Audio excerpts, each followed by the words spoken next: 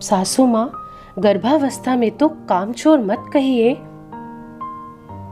ये सब नए जमाने के चोचले हैं बहू। मेरे घर में ये सब नहीं चलेगा।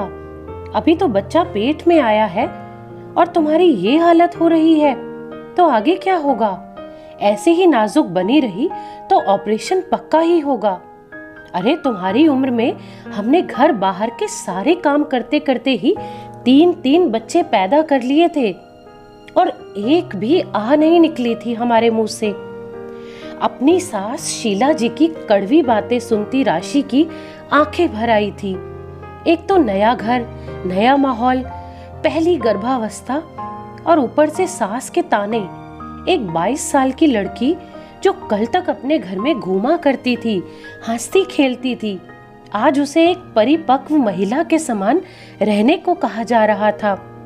किसी तरह खुद को समेटकर राशि रसोई में खाना बनाने चली गई। आज उसकी बड़ी ननद और नंदोई जी जो आने वाले थे। राशि की शादी कुछ समय पहले ही अमित के साथ हुई थी। घर में अमित के माँ पिताजी और 2 बड़ी बहनें जिनकी शादी हो चुकी थी। छोटा परिवार और अच्छा घर बाहर देखकर ही राशि के पिताजी ने राशि की शादी के लिए हाँ की थी। शादी थोड़ी जल्दी ही तय कर दी गई थी। अमित आर्मी में था और शादी के लिए मात्र 1 महीने की छुट्टी मंजूर हुई थी। शादी के बाद के वो खूबसूरत दिन जल्दी ही बीत गए और नई नवेली दुल्हन को उदास छोड़ अमित ड्यूटी ज्वाइन करने चला गया। जाते जाते राशि से वो जल्दी आने का वादा भी कर गया। अमित के जाने के बाद राशि को कुछ भी अच्छा नहीं लगता था। तबीयत भी गिरी गिरी सी रहने लगी थी। कुछ दिन बीतते ही राशि को उल्टियां होनी भी शुरू हो गई थी। लगता है कुछ उल्टा सीधा खा लिया होगा बहू ने। किसी डॉक्टर को दिखा लाओ। ससुर जी के आदेश पर सासू माँ बेमन से राशि को पास के ही डॉक्टर के पास दिखाने ले गई। लेकिन डॉक्टर ने जो कहा वो सुनकर उनकी खुशी का ठिकाना नहीं रहा। राशि माँ बनने वाली थी। घर में खुशी की लहर दौड़ आई। अमित ने भी जब खुशखबरी सुनी तो वो भी बहुत ही ज्यादा खुश हुआ। राशि खुश तो थी लेकिन थोड़ा घबराई हुई थी। नए घर में अभी वो खुद भी कहाँ एडजस्ट हो पाई थी और ऐसे में बच्चा। अमित से जब राशि ने कहा तो उसने कहा, अरे घर में जब बड़े हैं तो हमें चिंता करने की क्या जरूरत है? माँ है ना तुम्हारे पास, देखना तुम्हारा कितना ख्याल रखेगी। माँ अपनी लाडली बहू को पलकों पर बिठाकर रखेगी। लेकिन ऐसा कुछ नहीं हुआ जैसा अमित ने राशि को समझाया था। राशि को सुबह सुबह बहुत चक्कर आते थे और बिस्तर से उठते ही उसे उल्टियां भी शुरू हो जाती थी। सुबह सुबह खाली पेट उल्टियां होती तो लगता था जैसे पेट का सब कुछ हलक से ही निकल जाएगा। हर चीज से स्मेल सी आती। ना कुछ खाना अच्छा लगता था और ना ही पीना। दिन भर इच्छा होती कि वो सोई रहे। लेकिन राशि ऐसा कुछ भी नहीं कर पाती थी क्योंकि शीला जी के अनुसार ये सब तो नए जमाने के चोचले थे। राशि के मम्मी पापा ने 1-2 बार दबी जुबान में राशि को भेजने की बात भी की थी तो शीला जी नाराज हो गई थी कि अभी अभी तो बहू घर आई है, इतनी जल्दी मायके नहीं भेज सकते हम। और हमारे यहाँ पहली डिलीवरी ससुराल में ही होने का रिवाज है। नया संबंध होने के कारण राशि के घर वाले चुप रह गए। इधर राशि भी दिन ब दिन कमजोर सी होती चली जा रही थी। अब तो पेट का उभार भी दिखने लगा था। जैसे जैसे बच्चा बढ़ रहा था, राशि को साड़ी लपेटे काम करने में भी परेशानी होने लगी थी। खाना बना कि नहीं बहू? सास की आवाज पर राशि की नींद टूटी।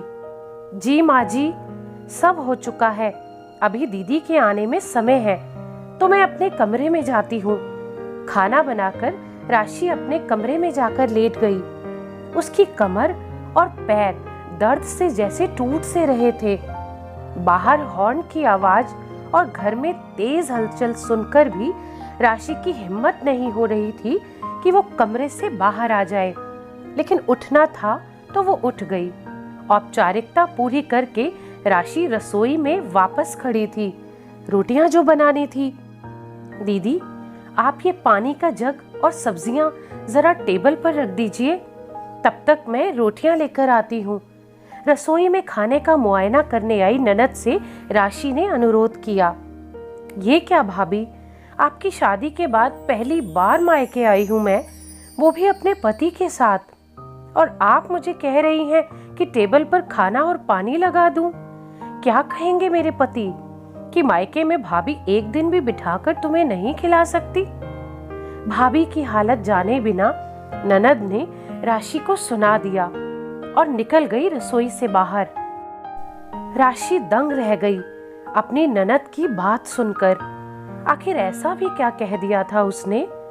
नंदोई जी घर पर थे तो बात ना बढ़ाने के उद्देश्य से राशि ने टेबल पर खाना लगा दिया। खाना पीना खत्म होने के बाद राशि अपने कमरे की ओर बढ़ ही रही थी कि रूपा की बातें सुनकर उसके कदम रुक गए। ये क्या माँ, एक दिन के लिए बेटी आई और आप सबको भारी लगने लग गई? क्या आपकी बहू एक गिलास पानी देने से घिस जाएगी? बहू को सर पर चढ़ाकर रखा हुआ है, थोड़ा लगाम खींचकर रखो अपनी बहू की। अब क्या कहूँ रूपा, जब से शादी हुई है ना, ये बीमार ही रहती है, कभी चक्कर तो कभी इसकी उल्टियां।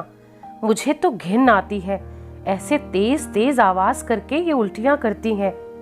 माँ, आप नहीं जानती, ये सब काम से बचने के तरीके हैं।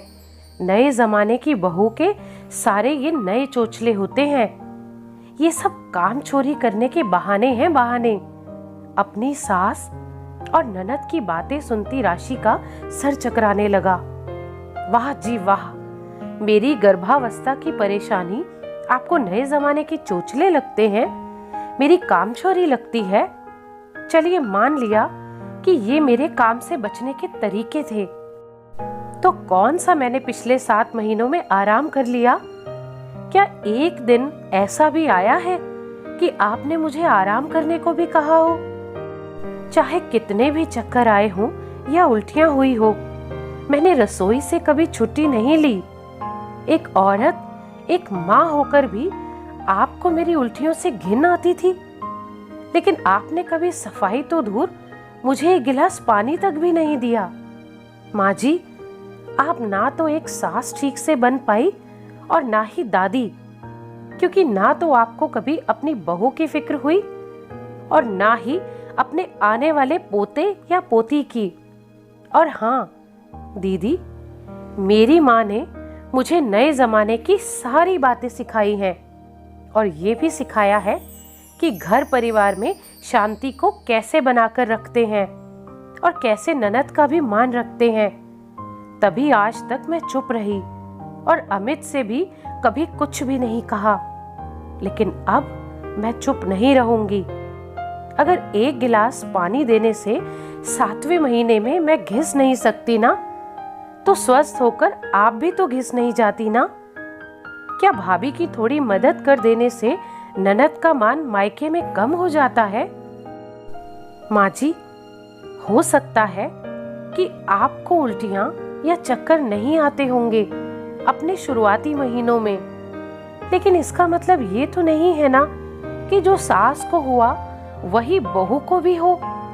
मैंने बहुत किया इस घर के लिए और बहुत सहा भी है, लेकिन अफसोस, मुझे इस घर में हमेशा मशीन ही समझा गया है, जो ना तो कभी थक सकती है और ना ही कभी बीमार पड़ सकती है।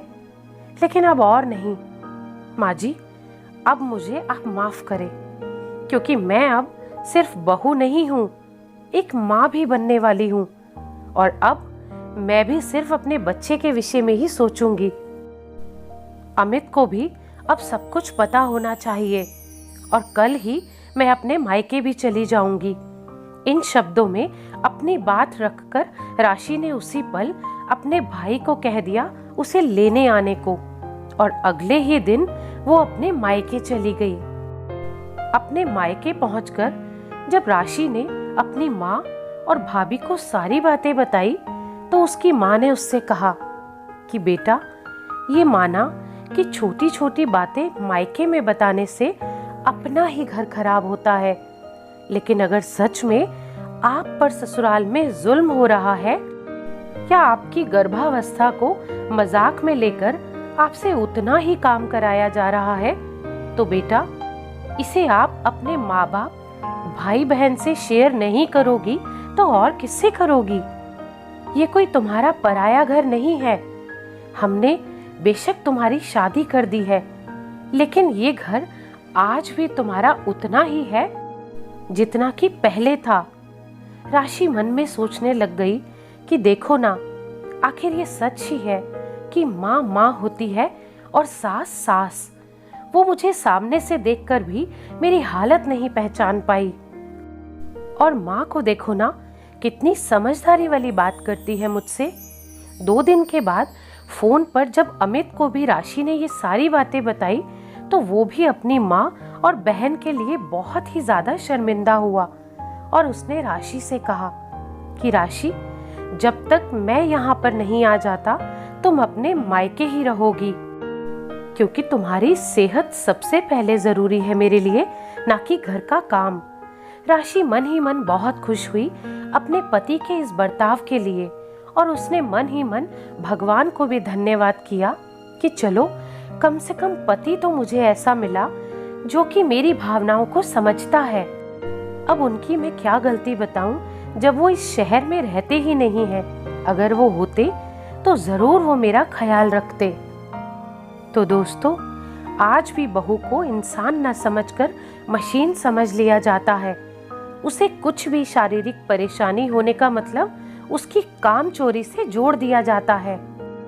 नॉर्मल डिलीवरी के नाम पर पूरी प्रेगनेंसी उससे काम करवाना और पेट में बच्चा दब जाएगा ये कहकर आधा पेट खाना देना न सिर्फ बहुओं को बल्कि बच्चों को भी कुपोषित ही करता है। आप अगर एक सास हैं तो कृपा करके अपनी बहू का प्रेगनेंसी में ख्याल रखें, न कि उसके शरीर में बदलाव आने से उसे कामचोरी का नाम दें। यदि आप एक बेटी की माँ हैं तो समय समय पर ससुराल में उसका हालचाल लेती रहें। उसके दिल की बात जानने की कोशिश करें कि वो ऊपरी मन से आपको अपनी खुशी का एहसास करा रही है या वो सच में ही प्रेगनेंसी के समय में खुश है। और अगर आप एक बहू हैं तो भी अपना ख्याल खुद भी रखें। अगर ससुराल में आपके साथ ठीक नहीं हो रहा है तो इस बारे में अपने मायके में जरूर बताएं। तो इस कहानी के बारे में आपकी क्या राय है, कमेंट करके जरूर बताइएगा। और ये कहानी अगर आपको पसंद आई हो तो प्लीज लाइक जरूर कीजिएगा और ऐसी ही दिल को छू लेने वाली और प्रेरणादायक कहानियां सुनने के लिए इस चैनल को सब्सक्राइब करें। धन्यवाद।